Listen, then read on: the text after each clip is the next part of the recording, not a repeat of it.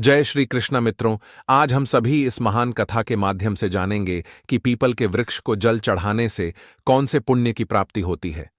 तो आइए जानते हैं मित्रों। कैलाश पर्वत से कुछ मील की दूरी पर स्थित क्षीर सागर में तीनों लोकों के स्वामी और जगत के पालनहार भगवान श्री हरि विष्णु माता लक्ष्मी के साथ शेषनाग की शैया पर विराजमान थे और तीनों लोकों के मनमोहक दृश्य का आनंद ले रहे थे। उनके सुदर्शन चक्र की आभा से तीनों लोक प्रकाशित हो रहे थे। उनके समीप बैठी धन की देवी मां लक्ष्मी उनके चरण दबा रही थी। उसी समय नारायण नारायण का जाप करते हुए आकाश मार्ग से देवर्षि नारद जी आते हैं और भगवान विष्णु को हाथ जोड़कर प्रणाम करते हैं। देवर्षि नारद का अभिवादन करते हुए भगवान विष्णु ने कहा, हे देवर्षि, कहिए, आज अचानक से वैकुंठ लोक में कैसा आना हुआ? सब कुशल मंगल तो है ना? तभी नारद जी ने कहा, हे प्रभु, आप तो तीनों लोकों के स्वामी हैं। आप तो कण कण में वास करते हैं। आपको तो सृष्टि में हो रही होनी और अनहोनी की खबर पहले से ही होती है।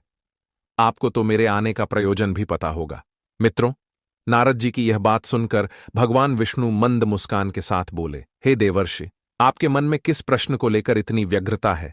आप निसंकोच होकर पूछिए। मैं आपके मन में उठ रहे प्रश्न की व्यग्रता को अवश्य दूर करूंगा। भगवान विष्णु जी के कहने पर देवर्षि नारद जी ने अपना प्रश्न पूछते हुए कहा, हे प्रभु, आज जब मैं आकाश मार्ग में विचरण कर रहा था, तभी मेरी नजर पृथ्वीलोक पर गई।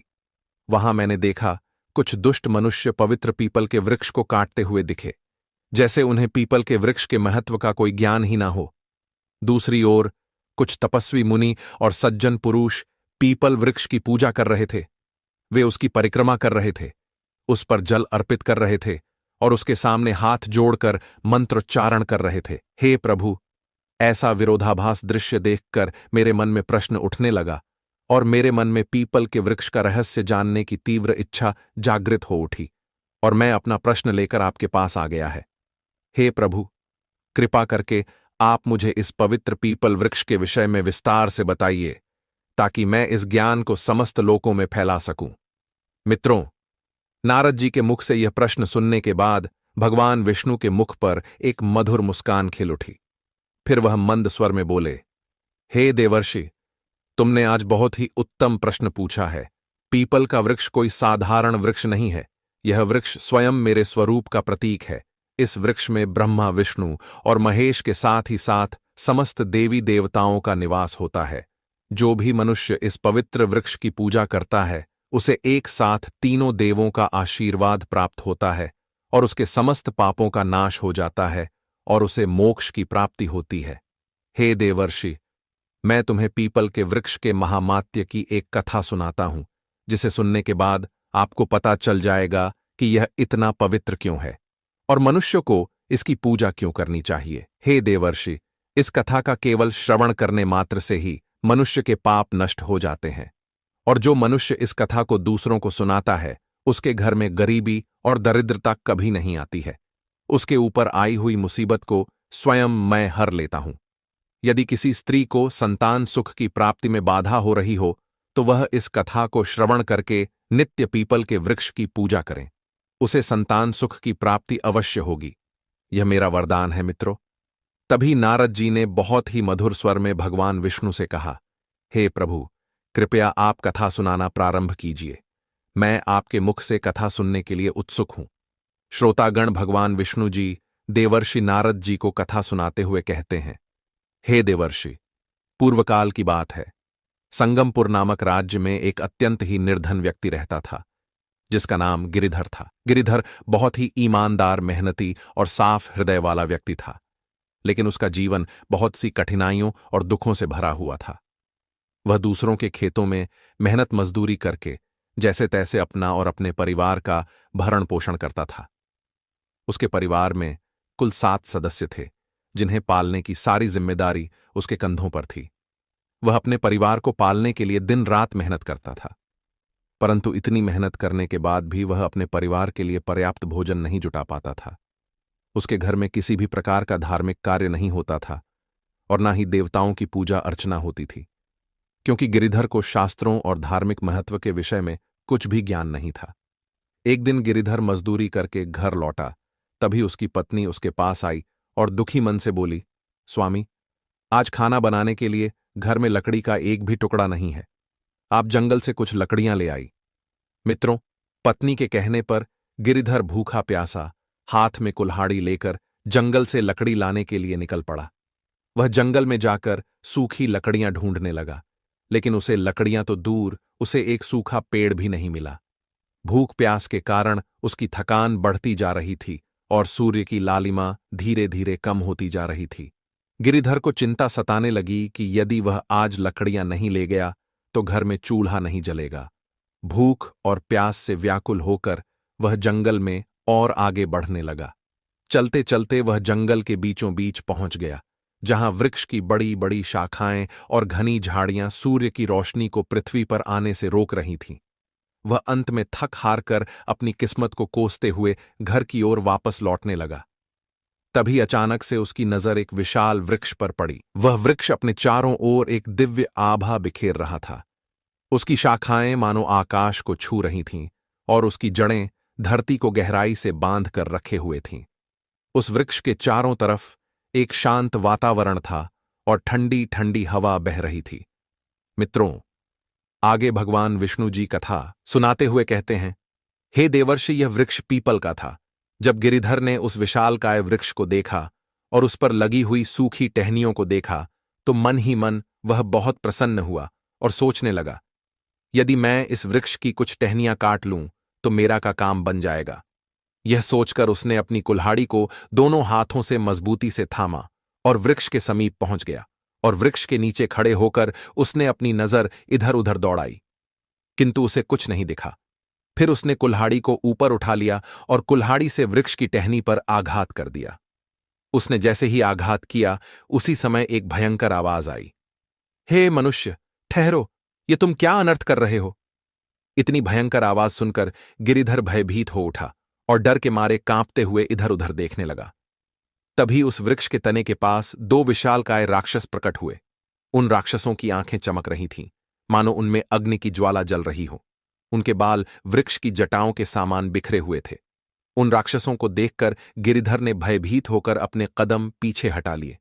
फिर धीरे धीरे उन राक्षसों का आकार परिवर्तित होने लगा और वह एक सुंदर मनुष्य के रूप में बदल गए। यह कोई साधारण मनुष्य नहीं थे, बल्कि भगवान विष्णु के द्वारपाल जय और विजय थे, जो सनकादि मुनि के श्राप के कारण राक्षस बन गए थे। फिर वे दोनों गंभीर स्वर में बोले, हे मनुष्य, तुम यह पवित्र पीपल का वृक्ष क्यों काटने जा रहे थे? क्या तुम्हें इस पवित्र वृक्ष के बारे में कोई ज्ञान नहीं है?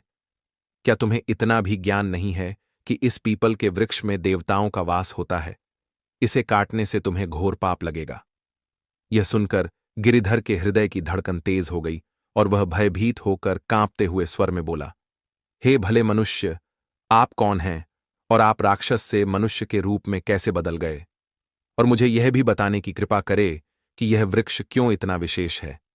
गिरिधर की बात सुनकर दोनों राक्षस मुस्कुराते हुए बोले, हे मनुष्य, हम दोनों इस पीपल के वृक्ष के रक्षक हैं।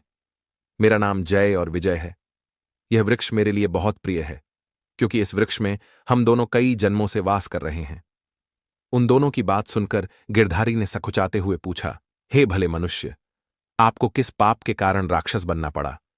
तभी वे दोनों राक्षस कहते हैं, हे मनुष्य, यह जुड़ाव केवल इस जन्म का नहीं है, बल्कि यह हमारे पूर्व जन्मों का परिणाम है। सुनो, मैं तुम्हें अपने पूर्व जन्म की कथा सुनाता हूं। यह कहते हुए राक्षस रूपी जय और विजय का चेहरा गंभीर हो गया। उनकी आंखों में अतीत का एक गहरा रहस्य चमक उठा। गिरिधर विस्मय और जिज्ञासा से उन दोनों की ओर देखने लगा, क्योंकि यह सब उसके लिए अत्यंत अद्भुत और विचित्र था। जय और विजय ने अपना वृतांत आरंभ करते हुए कहा, हे मनुष्य, पिछले जन्म में हम दोनों का नाम जय और विजय था। एक बार बैकुंठ लोक में भगवान विष्णु के दर्शन करने के लिए सनकादि मुनि उनके पास जा रहे थे। तभी हम दोनों ने उनका उपहास उड़ाते हुए उन्हें रोक दिया। तभी उन्होंने गुस्से में आकर मुझे श्राप दे दिया। उनके श्राप के प्रभाव से हम दोनों का जन्म मनुष्य रूप में एक प्रतिष्ठित वैश्य परिवार में हुआ। मेरे पिता एक धनवान व्यापारी थे। कुछ समय बाद जब हम दोनों बड़े हुए तो हमारे पिता ने वैश्य कन्याओं के साथ हमारा विवाह करवा दिया। वह दोनों कन्याएं बहुत ही धार्मिक स्वभाव की थीं। वे प्रतिदिन ईश्वर की भक्ति करती और पूजा पाठ करती थीं। उन दोनों का जीवन सदैव धर्म और सत्कर्म में लीन रहता था, किंतु हम दोनों उनके गुणों से सर्वथा विपरीत थे। हम दोनों का स्वभाव अत्यंत स्वार्थी और अहंकारी था। हम दोनों ना तो अपनी पत्नियों का आदर करते और ना ही किसी प्रकार के धर्म कर्म में रुचि रखते थे। हमें देवी देवताओं की पूजा व्यर्थ प्रतीत होती थी। हम दोनों का मन सदा सांसारिक सुखों और धन संपत्ति में लिप्त रहता। मेरी पत्नियां हम दोनों को समझाती रहती थीं कि हमें जीवन में पुण्य के कार्य करने चाहिए, देवताओं की पूजा करनी चाहिए, किंतु मैं उनकी बातों को हमेशा अनसुना कर देता। मित्रों, आगे वह दोनों कथा सुनाते हुए कहते हैं, हे मनुष्य, हमारे गांव के पास एक मुनि का आश्रम था। वह आश्रम शांत, पवित्र और प्रकृति की छाव में बसा हुआ था। वहां के वातावरण में एक अलौकिक शांति थी। उस आश्रम के पास एक पीपल का वृक्ष लगा हुआ था। गांव के लोग उस आश्रम में आते, सत्संग सुनते, उसके बाद पीपल के वृक्ष की नियमित रूप से पूजा करते। वे पीपल के वृक्ष के चारों ओर दीप जलाते, जल चढ़ाते और उसकी परिक्रमा करते। उनका विश्वास था कि इस वृक्ष में भगवान विष्णु के साथ साथ सभी देवी देवताओं का वास होता है, और जो भी मनुष्य पीपल के वृक्ष की पूजा करता है उसके सभी कष्ट दूर हो जाते हैं और उसके ऊपर भगवान की कृपा बरसती है। एक दिन की बात है, हम दोनों भाई उस आश्रम के पास से गुजर रहे थे। तभी हमने देखा कि एक ब्राह्मण अत्यंत श्रद्धा से उस पीपल वृक्ष की पूजा कर रहा था। वह वृक्ष पर जल चढ़ा रहा था और मंत्रोच्चार कर रहा था। यह दृश्य देखकर हम दोनों ठहाका मारकर हंसने लगे और कटु स्वर में उस ब्राह्मण से बोले, अरे ब्राह्मण, तुम इतना ज्ञानी होते हुए भी यह मूर्खतापूर्ण कार्य क्यों कर रहे हो? तुम मूर्खों की तरह इस वृक्ष की पूजा क्यों कर रहे हो? यह तो केवल एक पेड़ है। जैसे अन्य पेड़ हैं वैसे यह भी एक पेड़ है। अन्य पेड़ तो हमें फल भी देते हैं। यह पेड़ तो न हमें फल देता है न फूल। क्या यह पेड़ किसी काम का भी है? यह सब तुम व्यर्थ का ढोंग क्यों कर रहे हो?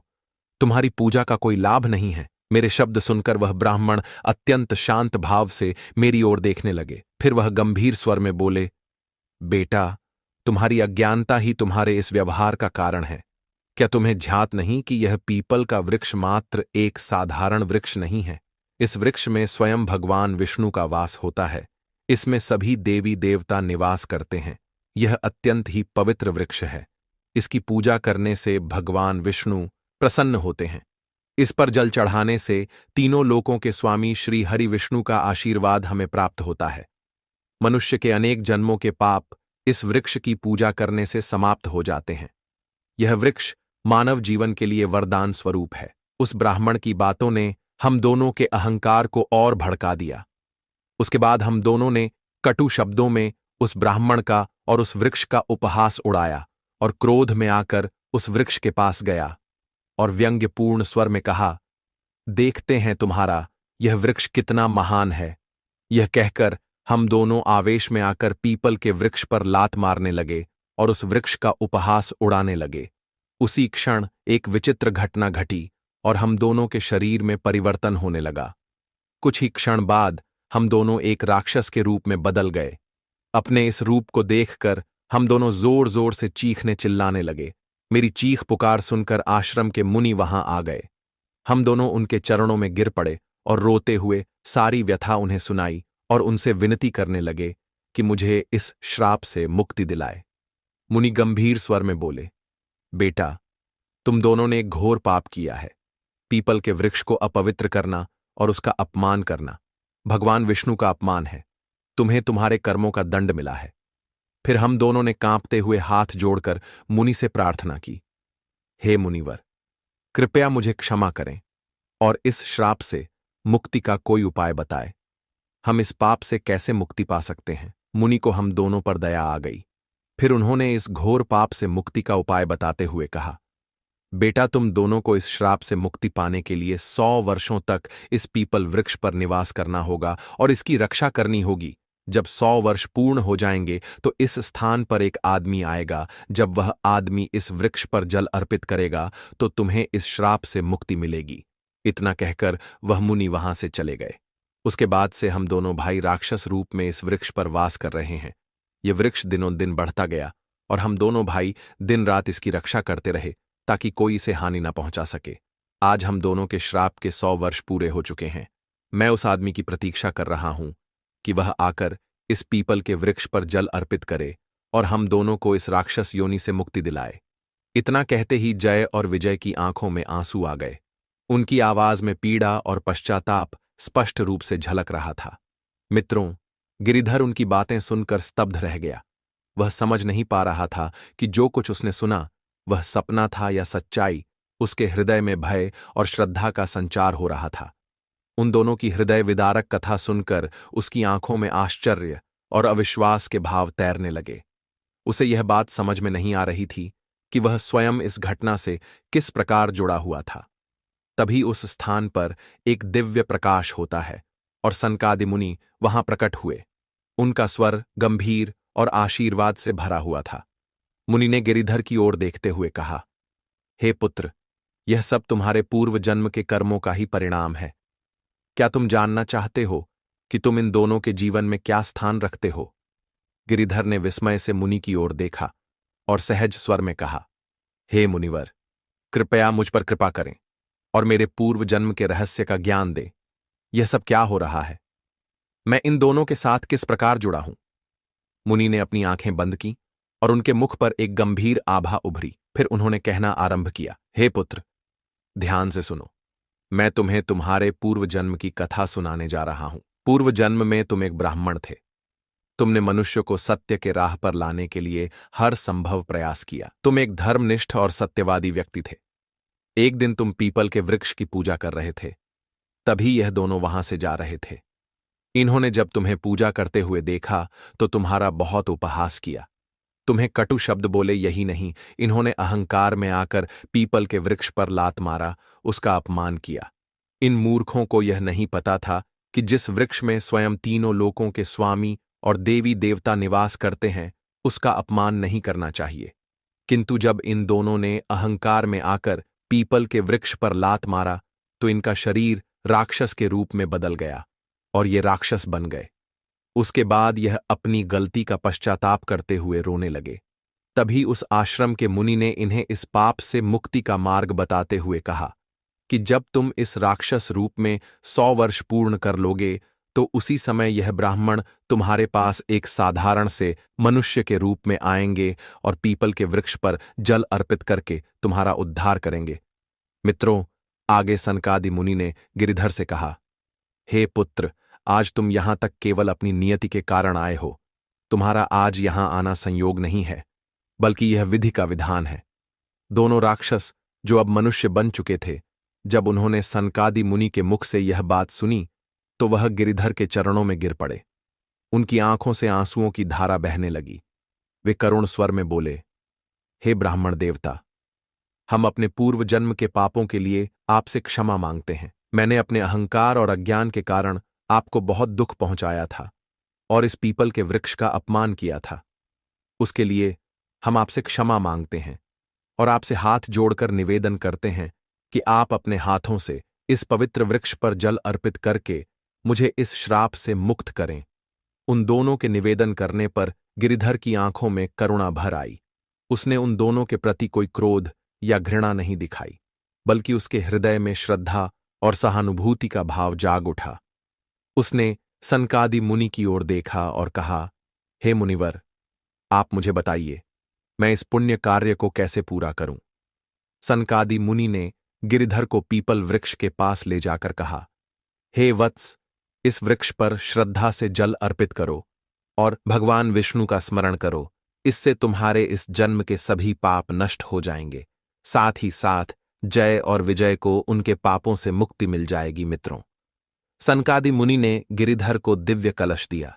गिरिधर ने कलश लेकर उसमें जल भरा। उसके बाद पीपल के वृक्ष के सामने खड़ा हो गया और अपने मन में भगवान विष्णु का ध्यान करते हुए जल अर्पित करने लगा।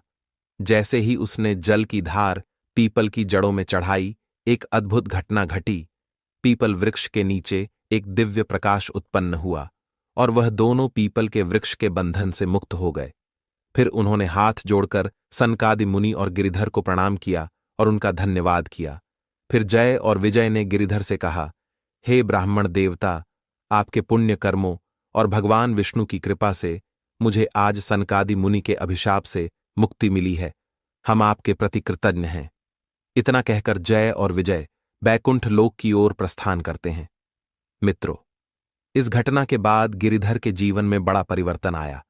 उसने पीपल वृक्ष की महिमा को समझा। उसके बाद वह प्रतिदिन उसका पूजन करने लगा। उसने अपने परिवार को भी धर्म के मार्ग पर चलने की प्रेरणा दी। वह जान गया कि पवित्र वृक्षों का सम्मान और देवताओं का स्मरण जीवन को सफल बनाता है। पूजा पाठ करने से गिरिधर के घर की आर्थिक स्थिति में सुधार आ गया। धीरे धीरे उसके घर की गरीबी और दरिद्रता दूर हो गई। मित्रों, इस प्रकार से भगवान विष्णु ने पीपल वृक्ष के महत्व की कथा समाप्त की। उनके मुख पर एक दिव्य तेज झलक रहा था। देवर्षि नारद जी अत्यंत भाव विभोर होकर हाथ जोड़ते हुए बोले, हे प्रभु, आपके मुख से यह पावन कथा सुनकर मैं धन्य हो गया। आज आपने यह पावन कथा सुनाकर मेरी जिज्ञासा को शांत कर दिया है। आज इस कथा से यह स्पष्ट हो गया है कि मनुष्य अपने अज्ञान और अहंकार के कारण ही पाप के मार्ग पर चलता है, किंतु आपकी कृपा से ही उसका उद्धार संभव है। यह वृक्ष न केवल पवित्र है, बल्कि स्वयं आपका दिव्य स्वरूप है। भगवान विष्णु जी मुस्कुराते हुए बोले, हे देवर्षि नारद, जो मनुष्य पीपल को जल देता है उसे कभी नरक का भोगी नहीं बनना पड़ता। उसके समस्त पाप नष्ट हो जाते हैं। उसको तीनों देवों का आशीर्वाद एक साथ प्राप्त होता है। उसका जीवन सुखमय व्यतीत होता है। उसके घर में कभी गरीबी और दरिद्रता नहीं आती है। उस व्यक्ति के अंदर इतना सामर्थ्य आ जाता है कि उसके समीप आने पर अन्य पापी जनों के पाप भी नष्ट हो जाते हैं। और जो मनुष्य पीपल के वृक्ष पर जल चढ़ाते हैं उनकी कभी अकाल मृत्यु नहीं होती। इस प्रकार से भगवान विष्णु ने देवर्षि नारद जी को पीपल को जल देने का महामत्य सुना दिया है। जो भी मनुष्य इस कथा को सुनता है उसके समस्त पापों का नाश हो जाता है और उसे मृत्यु के बाद वैकुंठ लोक में भगवान श्री हरि के चरणों में स्थान मिलता है। आप भी पीपल के वृक्ष पर प्रतिदिन जल अर्पित करें और अपने पापों से मुक्ति पाए, और प्रत्येक शनिवार के दिन लौटे में जल के साथ दूध और थोड़ा सा तिल मिलाकर पीपल की जड़ में चढ़ाएं। इसके साथ ही नमो भगवते वासुदेवाय नमः मंत्र का जाप करें, जिससे भगवान विष्णु और शनिदेव जी की कृपा आप पर सदा बनी रहे। और प्रत्येक एकादशी के दिन पीपल के वृक्ष पर एक लोटा जल अर्पित करे और उसके बाद पीपल के वृक्ष को प्रणाम करे। ऐसा करने से आपके समस्त दुख और कष्ट समाप्त हो जाएंगे और आपके घर में स्माता लक्ष्मी का आगमन होगा।